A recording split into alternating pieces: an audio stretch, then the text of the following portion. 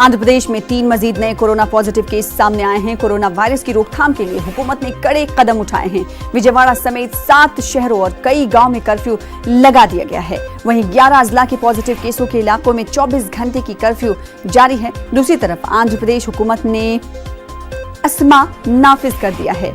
आज से 6 महीनों के लिए ये नाफिज रहेगा। सरकारी और प्रिंट मेडिकल खदमात को इसके दायरे में लाया गया है। तो विजयवाड़ा के अलावा कई गांव हैं जहां पर कर्फ्यू जारी कर दिया गया है कोरोना वायरस की वजह से कि इसका फैलाव ना हो, कम्युनिटी ट्रांसमिशन ना हो पाए, क्योंकि हम देख रहे हैं कि रिकॉर्ड तोड़ इजाफा दर्ज किया जा रहा है दोनों तेलुगु रियासतों में। अगर आंध्रा की बात करेंगे तो आंध्रा में तेलंगाना से ज्यादा पॉजिटिव केसेस सामने आए हैं।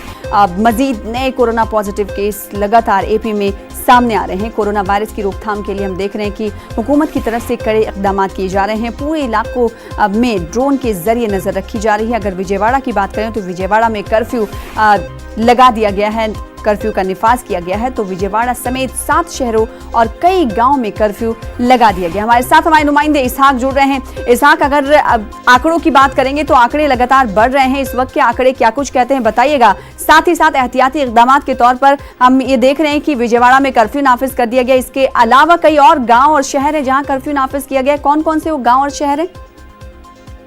हाँ सना, देखा जाए तो जो कल जो है ना 3 केस बाहर आए। कल शाम को रात के देर रात में दिए गए बुलेटिन में 3 केसेस के ज्यादा होने का इजाफा दिया।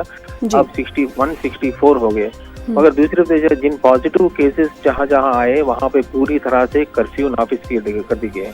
विजयवाड़ा में जहाँ पूरे 12 केसेस आए वहाँ पूरा विजयवाड़ा और विजयवाड़ा शहर के बाजू पूरा हो गया।